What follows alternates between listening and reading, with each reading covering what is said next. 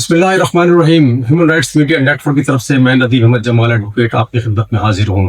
اس دفعہ پروگرام کا جو موضوع ہے وہ گزشتہ دنوں تحریک لبیک پاکستان نے جو ایک مارچ نکالنے کا اعلان کیا اور اس کے بعد لاہور مریدکے میں کس قدر بد نظمی اور پنجاب حکومت نے اپنے ہی شہریوں کو جس ظلم و تشدد کا نشانہ بنایا، اس نے اس غزہ کی یاد تازہ کر دی ہے کہ کس طرح اسرائیلیوں نے اہل فلسطین کو ظلم و تشدد کا نشانہ بنایا اور ان کو مارتے رہے۔ 65,000 فلسطینی شہید ہو گئے اس غزہ کے محاذ میں، اور جو تحریک لبیک پاکستان ہے اور اس نے جو ہے صرف اور صرف یہی چاہا تھا کہ کسی طریقے سے وہ وہاں پر اسلام آباد میں مارچ کر کے تاکہ وہ دکھا سکے کہ دنیا میں مسلمانوں کی یونٹی۔ آئیے اس پروگرام کے حالات واقعات آپ کے سامنے رکھتے ہیں۔ تحریک لبیک پاکستان کا لانگ مارچ جو 10 اکتوبر کو مریدکے سے اسلام آباد کی جانب روانہ ہوا، پاکستان کی سیاسی تاریخ کا ایک اور خونچ کا باب بن گیا۔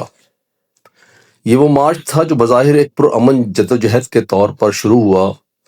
تحریک لبیک کا موقف تھا کہ وہ صرف اپنی یادداشت، اپنا موقف پرامن انداز میں وفاقی دارالحکومت پہنچ کر پیش کرنا چاہتے ہیں، لیکن حکومت پنجاب نے راستے بند کر دیے، کنٹینر لگا دیے اور مریدکے کے مقام پر ریاستی طاقت کا وہ مظاہرہ کیا جسے دیکھ کر ہر دل دہل اٹھا۔ وہ لمحہ جب پولیس اور رینجرز نے گولیوں کی بوچھاڑ کر دی، جب سڑکیں آنسو گیس سے بھر گئیں، جب لاشیں گریں، تب سوال اٹھا، کیا یہی وہ ریاست ہے جو اپنے شہریوں کو ماں کہتی ہے؟ ریاست اگر ماں ہے تو پھر اس نے اپنے ہی بچوں کو کیوں کچلا؟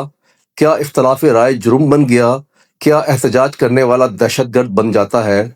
سرکاری رپورٹس کے مطابق 5 افراد جہاں بحق ہوئے، مگر تحریک لبیک کا دعویٰ کچھ اور ہے۔ ان کا کہنا ہے کہ 280 کارکن شہید کیے گئے، سینکڑوں زخمی ہیں، درجنوں لاپتہ۔ ان کی قیادت کا کہنا ہے کہ ریاست نے ظلم کی وہ حد پار کر دی جو دشمن بھی نہیں کرتا۔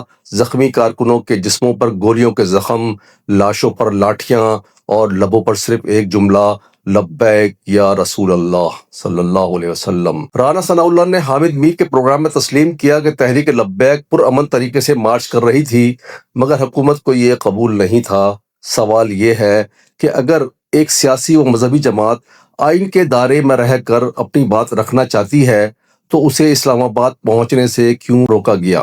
کیا یہ فیصلہ واقعی امن و امان کے نام پر کیا گیا یا کہیں امریکہ یا یورپی دباؤ کے تحت؟ دنیا بھر میں فلسطینیوں کی حمایت میں لاکھوں لوگ سڑکوں پر نکلے، new York, London, Paris, Berlin, کہیں ریاست نے فائرنگ نہیں کی، کئی شہریوں کو غدار نہیں کہا گیا، مگر پاکستان میں جب اپنے ہی لوگ فلسطین اور ناموس رسالت کے لیے نکلے تو ان پر گولیاں چلیں۔ یہ دوہرا معیار کیوں؟ تحریک لبیک کا موقف ہے کہ ان کے کارکنوں کو دہشت گرد بنا کر پیش کیا جا رہا ہے، حالانکہ وہ صرف اپنے نبی کی محبت میں نکلے تھے۔ آج پورا ملک سوال کر رہا ہے، مریدکے کے خون کا حساب کون دے گا؟ وہ 280 نوجوان جن کے گھروں میں آج سناٹا ہے، ان کی ماؤں کے آنسو کون پوچھے گا؟ ریاست کے لیے وقت آ گیا ہے کہ وہ فیصلہ کرے، طاقت کے زور پر خوف پیدا کرنا ہے یا انصاف کے ذریعے اعتماد بحال کرنا ہے، کیونکہ اگر ریاست نے اپنی اولاد کی آواز نہ سنی تو یہ خاموشی کل تاریخ بن جائے گی، اور تاریخ کبھی ظلم کو معاف نہیں کرتی۔ یہ تحریک لبیک کا بیانیہ ہے، ایک درد، ایک فریاد اور ایک سوال۔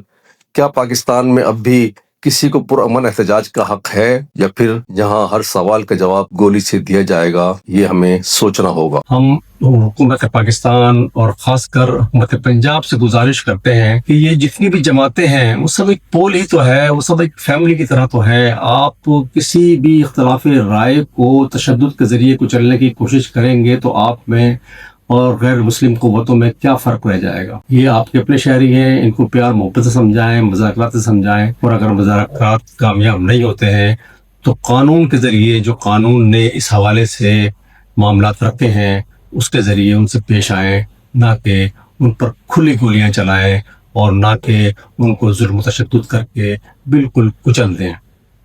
ملتے ہیں انشاءاللہ اگلے پروگرام میں۔ اللہ حافظ۔